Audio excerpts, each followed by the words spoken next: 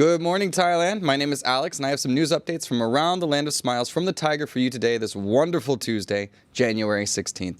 We're going to start with our main story today, and that's that the Thai government is considering sending humanitarian aid to Myanmar amidst its ongoing humanitarian crisis. So these discussions involve Thailand's foreign prime minister, Khun Parnpi, and military leaders focusing on the conflict in Myanmar and its potential impact on Thailand. The plan aligns with the ASEAN 5-point consensus, or 5PC, proposed after Myanmar's military coup in February 2021.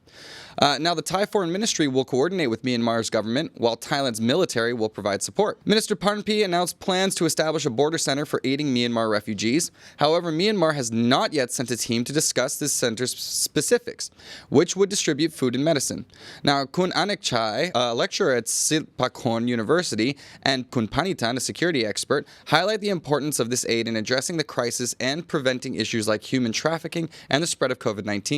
They suggest Thailand can use this as an opportunity to demonstrate its commitment to humanitarian principles without neglecting sovereignty and non-interference.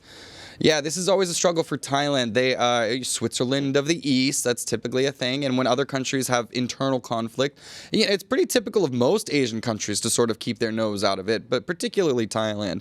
But this is an ongoing crisis that's right on the border that's leading to a bit of a refugee crisis. There's tons of Burmese that flood across the border just trying to escape, what's going on over there. So I think it does behoove Thailand to sort of get a handle on these things and, try to work with Myanmar in order to figure out the best course of action to take care of these people. Anyways, moving on, we're going on to our next story. So the Thai military has just finalized plans and approved the purchase of some Chinese-made submarines. Now, this is following the Office of the Attorney General's, or OAG's, approval to use a Chinese engine. The decision comes after Germany refused to supply a diesel engine for the submarine, leading China to offer a local engine, which the Royal Thai Navy, or RTN, initially rejected. The RTN then considered buying a frigate from China, but this was postponed due to the extra costs. The cabinet's decision will consider the Navy's operational needs, national interest, and diplomatic relations with China. Following the OAG's review, the RTN consulted various governmental bodies, and the RTN is also looking to extend the contract by 1,217 days to acquire the submarine after the original agreement expired, which would prolong the financial commitment until 2027.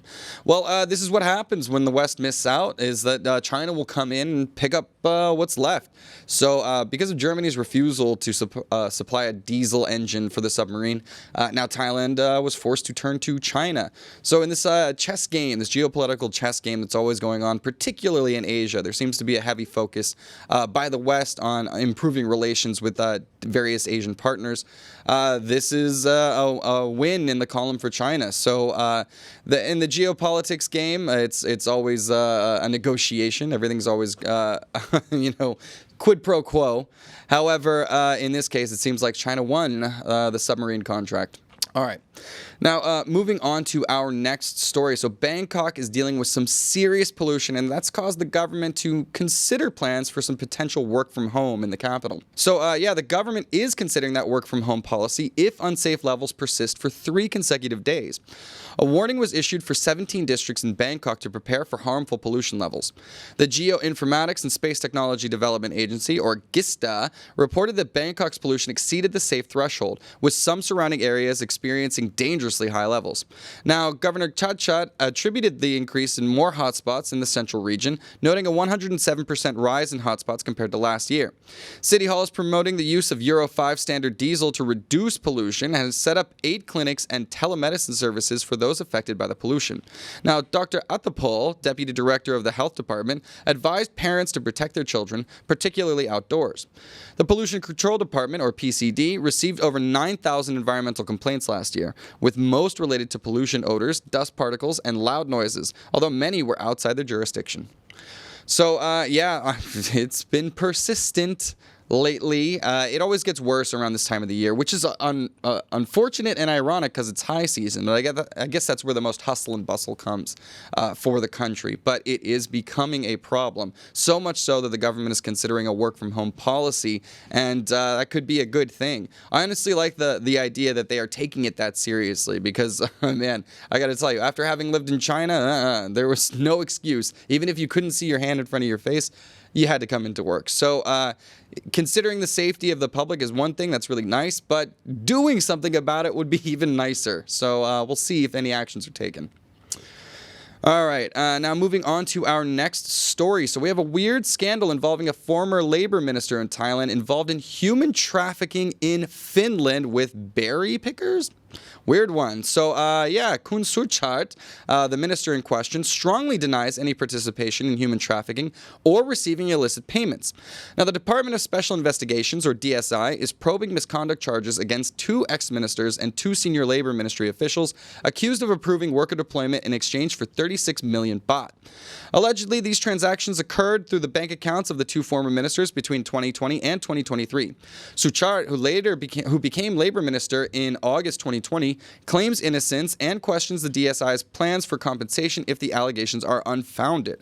He suggests the accusations stem from a female broker currently in legal trouble in Finland who implicated officials to secure her release. He urges the authorities to press charges instead of making unsubstantiated claims. Now, the DSI spokesperson stated that the case would be referred to the National Anti-Corruption Commission within 30 days, involving political office holders and state officials under Section 61 of the Charter. The investigation began after the Ministry of Foreign Affairs reported potential human trafficking of Thai fruit pickers in Finland.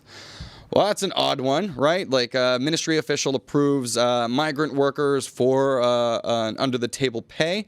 Now, these are all allegations, of course, but he has come under fire, and this is in the news, so we're here to report it. However, it's interesting to see it's involving Finland, such a relatively small population country, pretty far away from Thailand.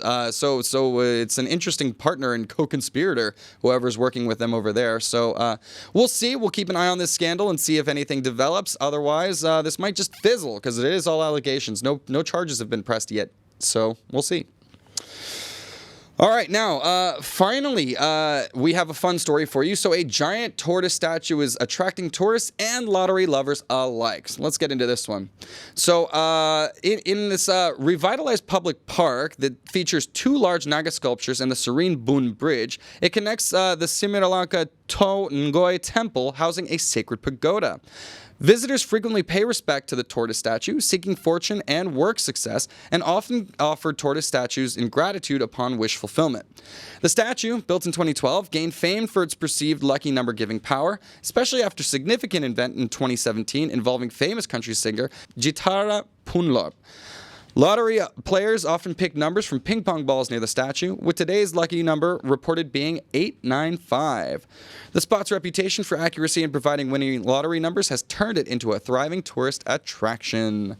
Yeah, this is something that I'll never get, the lottery thing here in Thailand, but something that I do love is superstition. I think it's really fun. So I think these little stories where people think, oh, wait, how do I get my lucky number? How do I find my good fortune? They're always in kind of cute ways like this. So I say go for it. Lean into it. Yeah, sure, lotteries are a tax on people who can't do math, but you're not paying to actually win. You're paying for the dream. So play on, lotto players, I guess. Could have worse habits. All right, guys, that does it for the news for today. You can go to thetiger.com to see all of our latest news updates every single day. We will be back tomorrow with our members and on Friday with all of our subscribers.